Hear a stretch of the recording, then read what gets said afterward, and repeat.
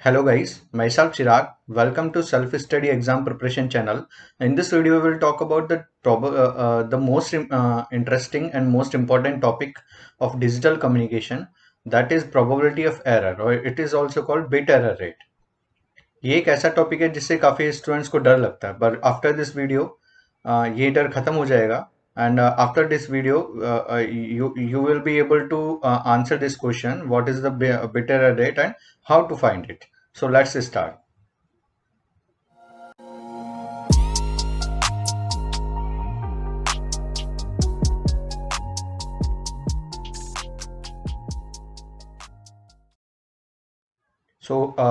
सबसे पहले हम बात करते हैं प्रोबेबिलिटी ऑफ एरर की. प्रोबेबिलिटी ऑफ का सिंपल डेफिनेशन है: it is a ratio of number of corrupted bits received at receiver and total transmitted bit. For example 1000 bit हमने ट्रांसमिट की और रिसीव हुई, उसमें से करेक्ट रिसीव हुई 998 और करप्ट हुई 2. तो प्रोबेबिलिटी ऑफ एरर होगा corrupt bit 2 upon 1000. It is 2 cross 10 to power -3 and it will be always less than 1, so it is called probability.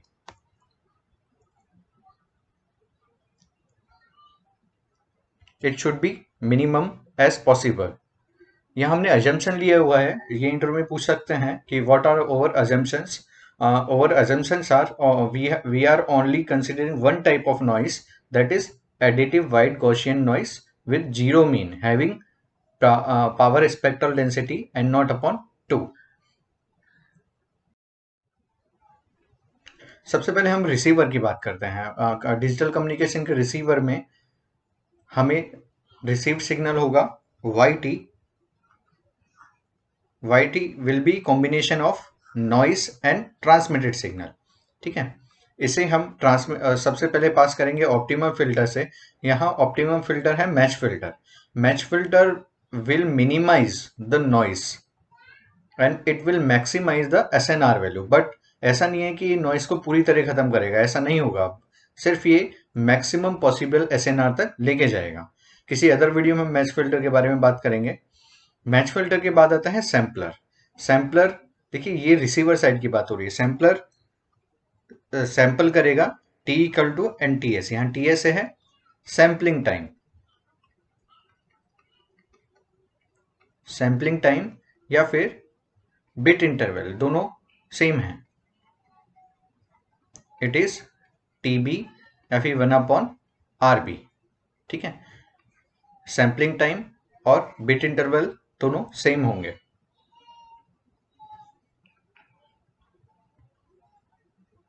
अब देखिए, सैम्पलर से क्या होता है, सैम्पलर से सिर्फ कंटिन्यूस सिग्नल डिस्क्रीट में चेंज होगा, पर अभी भी वो डिजिटल में चेंज नहीं हुआ है. तो डिजिटल चेंज में करने के लिए हम इसे डिसीजन डिवाइस से पास करेंगे.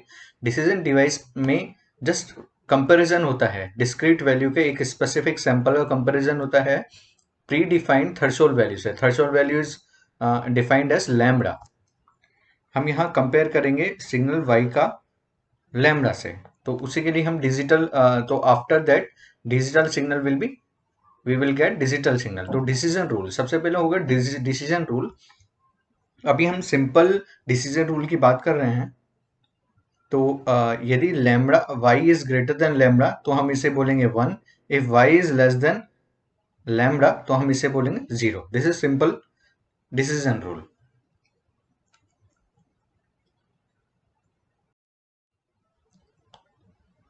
तो हम थोड़े मैथमेटिक्स की बात करते हैं. Let's xt is transmitted signal. Transmitted signal के लिए हम दो एम्पलीट्यूड डिफाइन करेंगे. A1 फॉर सिंबल 1 और बिट 1 और A2 फॉर बिट 0. अब ये चैनल से पास होगा तो इसमें नॉइस ऐड हो जाएगा. आफ्टर नॉइस ऐड तो received signal is YT and it is XT plus NT. And noise has Gaussian PDF, so received signal will also have a Gaussian PDF with just mean value is change. अब देखिए, XT तो यहाँ एक तरीके से constant amplitude है, तो ये एक तरीके से कांस्टेंट है. तो हम किसी भी रैंडम प्रोसेस में रैंडम वेरिएबल में कांस्टेंट ऐड करते हैं तो भी जो रिजल्टेंट सिग्नल होगा वो रैंडम ही होगा और सेम नेचर का होगा. That will be Gaussian PDF. हाँ, पर मीन वैल्यू चेंज होगा। मीन वैल्यू क्यों चेंज होगा? Because we are adding a constant value to एक गॉसियन पीडीएफ। ये इंटरव्यू में पूछा जा सकता है कि what is a PDF probability density function of noise. ये होगा 1/√2 pi sigma square exception e to the power minus, there is a minus n minus mu का whole square upon 2 sigma square. है म्यू इज मीन वैल्यू, तो ये कितना होगा? 0 होगा। ठीक है, यहाँ पे n है नॉइस रैंडम वेरिएबल। ठीक है, अब इसका शेप कैसा होगा ये देखिए। शेप होगा कुछ इस तरीके से। यहाँ पे एक्स एक्सिस पे होगा नॉइस n और यहाँ पे होगा प्रोबेबिलिटी पीडीएफ और ये होगा मीन वैल्यू म्यू। और ये मीन वैल्यू 0 है तो यहाँ 0 रहेगा। देखिए पॉजिटिव वैल्यू के ये लिए डिक्रीज होगा बिकॉज यहाँ पर नेगेटिव है, और नेगेटिव वैल्यू के लिए इंक्रीज होगा।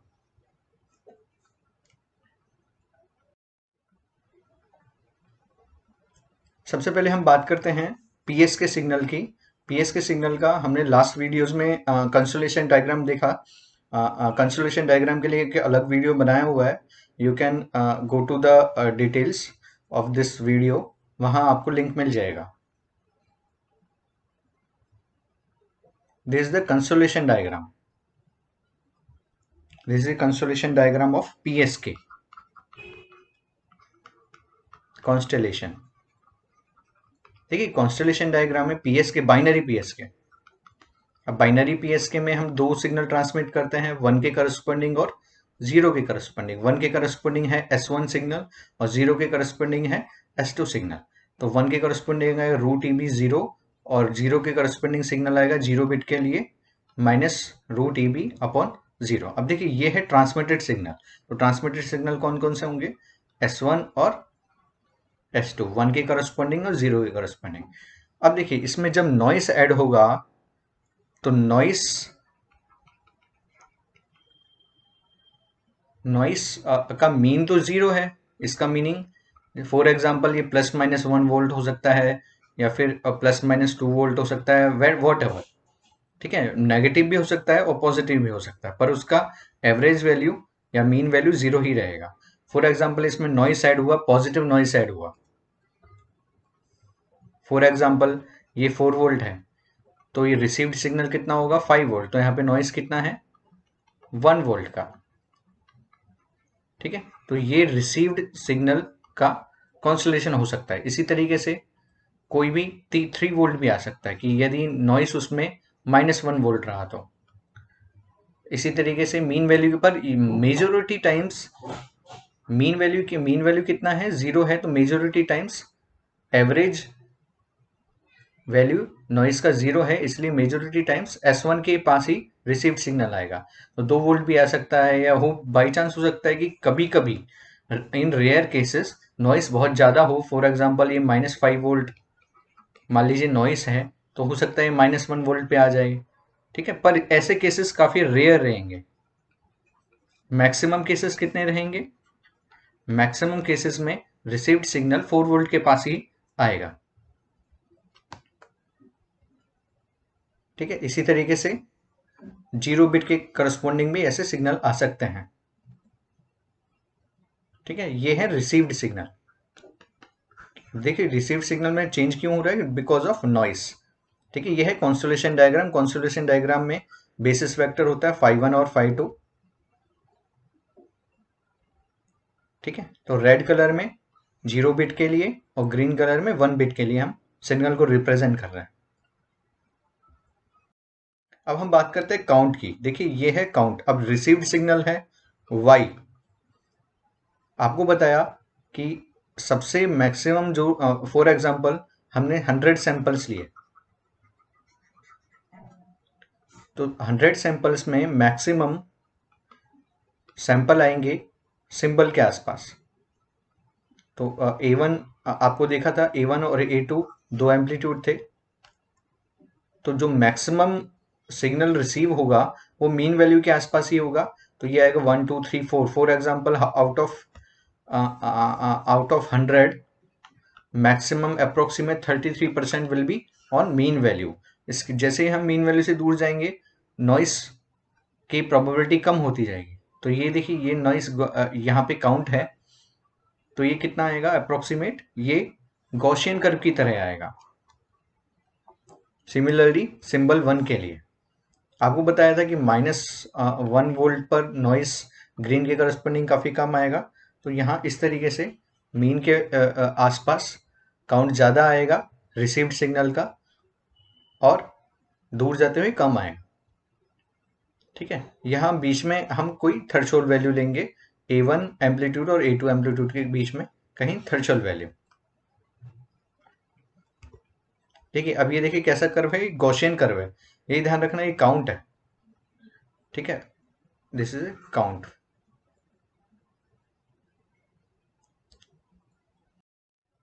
अब बात है कि हम कैसे कैलकुलेट करें प्रोबेबिलिटी ऑफ एरर को मैथमेटिकली,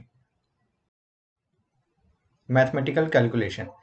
तो Y T is equal to X T plus N T, Y T will be Gaussian PDF. तो यहाँ देखिए सिर्फ दो सैंपल है S1 और S2, S1 के करस्पॉन्डिंग A1 एम्पलीट्यूड और S2 के करस्पॉन्डिंग A2 का एम्पलीट्यूड।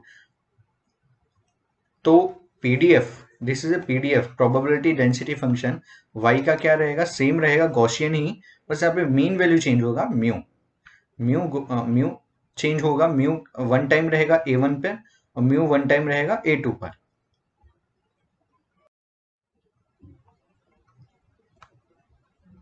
ठीक है, ये देखिए एक्स एक्सिस क्या है, रिसीव्ड सिग्नल y और y axis PDF probability density function. तो पीडीएफ कैसा होगा y का, गॉसियन इन नेचर।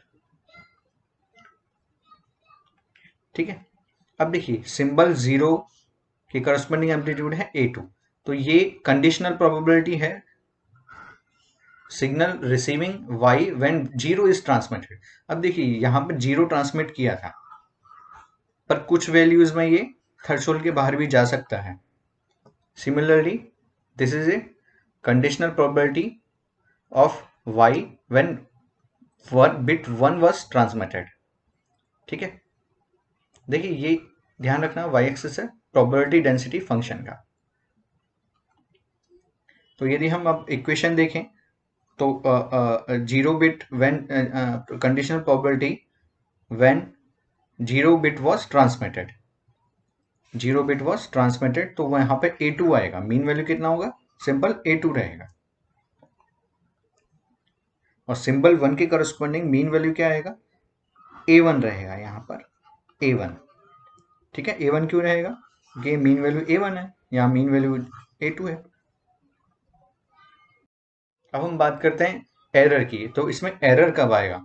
अब एरर के लिए आप ध्यान रखिए डिसीजन रूल, डिसीजन रूल में हमने क्या किया था, जब y ग्रेटर देन लैम्डा है तो हम उसे कैसे पढ़ेंगे, हम उसे रिसीव 1 सिग्नल की तरह मानेंगे। पर यहां देखिए कुछ एरिया ऐसा है जिसके लिए सिग्नल रिसीव कैसे हुआ, सिग्नल को हमने 0 बिट तो ट्रांसमिट की, पर रिसीव क्या हुआ, हमें 1 रिसीव हुआ, तो ये तो एरर है ना। तो this is a source of error, so this is a source of error, so this error is called P10, probability of receiving signal as 1 when 0 was transmitted। Similarly बिल्कुल अपोजिट भी हो सकता है कि हमने 1 ट्रांसमिट किया पर हमें रिसीव हुआ 0, तो ये कैसे हो गया, डिसीजन रूल से हो रहा है। जब y ग्रेटर देन लैम्डा है तो हम इसे 1 पढ़ रहे हैं, जब y लेस देन लैम्डा है तो हम इसे 0 पढ़ रहे हैं। तो ये यही वाले केस है, y is less than lambda, देखिए ये y का एक्स एक्सिस y का है, तो लैम्डा से कम है, तो ये एरर का सोर्स है, तो this error is called P01। ठीक है, so there are two source of error when signal 1 is actually transmitted but 0 received but 0 was transmitted, and one signal is received as 0 but actually 1 was transmitted।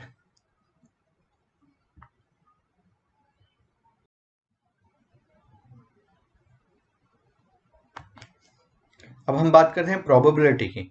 Simple probability क्या होता है? Probability integration of PDF. ठीक है, तो अब यहाँ पर सिर्फ लिमिट की बात हो रही है। लिमिट कहाँ से कहाँ तक है कि लैम्डा से लेकर इनफाइनाइट तक। थ्योरेटिकली तो गॉसियन इनफाइनाइट तक जाता है ना, तो लैम्डा टू इनफाइनाइट, ये इनफाइनाइट तक जाएगा, तो ये प्रोबेबिलिटी ऑफ एरर आएगा। एरिया, हमें एरिया चाहिए, ये एरिया, तो एरिया कैसे निकालेंगे? पीडीएफ इसका इंटीग्रेशन, तो प्रोबेबिलिटी पीडीएफ का area lambda two infinite. And similarly P01 कैसे आएगा? P01 के लिए माइनस इनफाइनाइट से लेना होगा, माइनस इनफाइनाइट से लैम्डा तक का, तो ये एरिया आएगा P01। ठीक है, तो दोनों एरर हमारे पास आ गई। अब इस एरर से हमको भी फाइनल एरर निकालना है। Final probability of error PE, ये होगा probability of transmitting bit 0 into probability of receiving 1 but 0 was transmitted, plus probability of transmitting 1 into probability of receiving 0। अब देखिए हमारे पास P01 आया और P10 आया, पर ये भी तो हो सकता है कि हमने 0 या 1 इक्वली ट्रांसमिट नहीं किए हो। फॉर एग्जांपल मान लीजिए रिसीव ट्रांसमिटेड सिग्नल है कुछ ऐसा 1 0 0 0 0 0 1 1, ठीक है, तो इसमें मैक्सिमम क्या आ रहा है? 0 ज़्यादा आ रहा है, तो इसमें जो एरर आएगी वो 0 के करस्पॉन्डिंग ज़्यादा आएगी। So error is also proportional, also depend on probability of transmitting 1 और 0। ठीक है, इक्वली ट्रांसमिट कर रहे हैं तो प्रॉब्लम नहीं है। यदि अनइक्वल ट्रांसमिशन है तो प्रोबेबिलिटी ऑफ एरर भी उसी तरीके से चेंज होगा। तो प्रोबेबिलिटी एरर किस पर डिपेंड करता है? P01 P10 पर डिपेंड करता ही है, इसके अलावा P0 और P1 पर भी डिपेंड करता है। P0 क्या है? प्रोबेबिलिटी ऑफ ट्रांसमिटिंग 0, और P1 प्रोबेबिलिटी ऑफ ट्रांसमिटिंग 1। तो फाइनल फॉर्मूला आएगा ये, this is important formula for GATE. ठीक है, P0 P10 plus P1 into P01, ये ऊपर इसी को हमने फॉर्मूले के रूप में लिखा है। तो P10 P01 मैंने लास्ट स्लाइड में देखा, तो final formula will be, this is general formula. ठीक है, it is a general formula for GATE examination और ISRO examination. Always remember the general formula, because GATE कभी भी आसान क्वेश्चन नहीं देगा। गेट कभी भी ऐसा नहीं देगा कि P0 और P1 का इक्वल प्रोबेबिलिटी है। ठीक है, हम स्पेशल केस ले रहे हैं, सिर्फ स्पेशल केस, कि जब इक्वल प्रोबेबिलिटी हो तो P0 और P1 कितना होगा? 1/2 होगा, 0.1। तो इसके लिए और इक्वल एरिया है, equal area mean P01 equal to P10, ये हमारा अजम्पशन है इक्वेशन को सिंप्लीफाई करने के लिए। और लैम्डा हम ले रहे हैं A1 और A2 के मिडिल में, तो A1 plus A2/2 middle value. ठीक है, तो PE क्या हो जाएगा? सिंपली P10 हो जाएगा। ठीक है, क्योंकि हमने P0 P1 को 1/2 लिया, तो P0 और P1 P10। ठीक है, तो लैम्डा का value A1 plus A2/2 to lambda, mean value A2। ठीक है, अब this is a final formula, but this is a difficult formula, तो इसका इंटीग्रेशन काफी डिफिकल्ट है। ठीक है, दिस इज तो हमारे पास एक स्टैंडर्ड फंक्शन है that is called Q function, Q of Q function. यहाँ पर लिमिट है x, देखिए जो क्यू के अंदर होता है that is nothing but a limit. तो x to infinite 1/√2 pi exponentially minus z²/2 z, ये स्टैंडर्ड फंक्शन है। ठीक है, एग्जाम में स्टैंडर्ड फंक्शन के रूप में ही फॉर्मूला आएगा, तो हमें इस फॉर्मूले को स्टैंडर्ड क्यू फंक्शन के फॉर्मूले में लिखना है। तो देखिए हम क्या करते हैं, ये पूरे एक्सपोनेंशियल में जो है इसको हम z मान लेते हैं, तो y minus A2 upon sigma is equal to z, तो yz अपॉन सिग्मा क्या आएगा? dz आएगा। तो इससे लिमिट भी चेंज होगा, लिमिट चेंज होगा A1 माइनस A2/2 सिग्मा, तो ये इस रूप में आ जाएगा। ठीक है, तो ये क्या है? क्यू फंक्शन के रूप में आ गया। अब देखिए जो लिमिट है x वो ही क्यू के अंदर आएगा, तो ये A1 माइनस A2/2 सिग्मा किस में आ जाएगा? क्यू फंक्शन के अंदर आ जाएगा। तो final formula will B, general formula will B Q A1 minus A2 upon 2 sigma. ठीक है, अब इसे लिखने के तरीके अलग अलग हो सकते हैं। फॉर एग्जाम्पल हम इसे अंडर रूट में लेके A1 माइनस A2 का whole square upon 4 sigma square लिख सकते हैं। अब देखिए, अब बात आई कि कंसोलेशन डायग्राम की। हमने लास्ट वीडियोस में कंसोलेशन डायग्राम में डिस्कस किया। तो कंसोलेशन डायग्राम के डिस्टेंस आपको गिवन है, तो you can easily find the probability of error. कैसे, वो देखिए। Distance between two signals in constellation diagram is nothing but A1 minus A2। ठीक है, A1 एम्पलीट्यूड और A2 एम्पलीट्यूड आपको पता होगा। और नॉइस का AC power is nothing but sigma square. तो सिग्मा स्क्वायर कितना होगा, N0 अपॉन 2। ठीक है, तो या फिर हम ऐसे भी बोल सकते हैं energy of difference signal D square. ठीक है, तो डिफरेंस क्या होगा, A1 माइनस A2, इसका स्क्वायर करेंगे तो एनर्जी मिल जाएगा हमें। तो इसी फॉर्मूले को लिखने के कई तरीके हो सकते हैं। For example Q under root D square minus 2 sigma, this is a first form. Second form is Q under root of ED upon 2 sigma. This is a standard formula in digital communication for probability of error और bit error. ठीक है, पर gate इसके आगे भी चला जाता है। कभी कभी क्यू फंक्शन नहीं देगा, वो एरर फंक्शन भी दे सकता है। तो एरर फंक्शन होता है ERFC, C is missing, ERFC। यहाँ पे देखिए जस्ट कांस्टेंट का डिफरेंस है अंडर रूट 2 अपॉन पाई, और यहाँ एक 2 नहीं है, तो इसे हम अप्रोक्स लिख सकते हैं। ये रिलेशन है क्यू फंक्शन और एरर फंक्शन में। Q of under root Y is equal to 1 upon 2 error function under root Y. ठीक है, तो इस सेम फॉर्मूले को हम एरर फंक्शन के रूप में भी लिख सकते हैं इस तरीके से। ठीक है, यहाँ पे अंडर रूट का डिफरेंस है, तो वीडियो को पॉज करके you can easily calculate the relation between error function and Q function.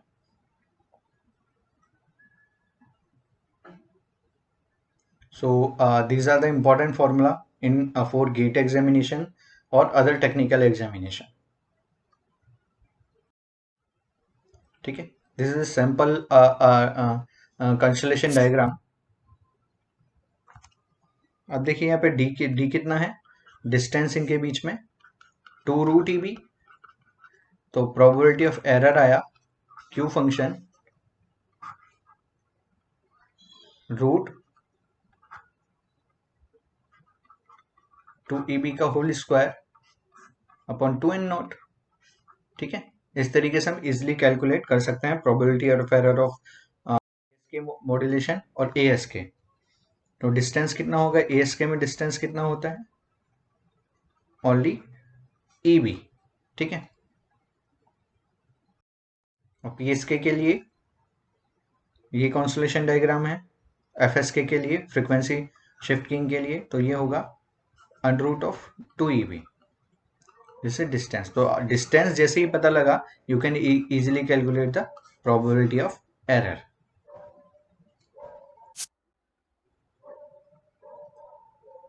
तो जहां से वीडियो समझ में नहीं आया हो, you can recap and pause the video and you can see the equations. Hope you like it. Please subscribe our channel. Thank you.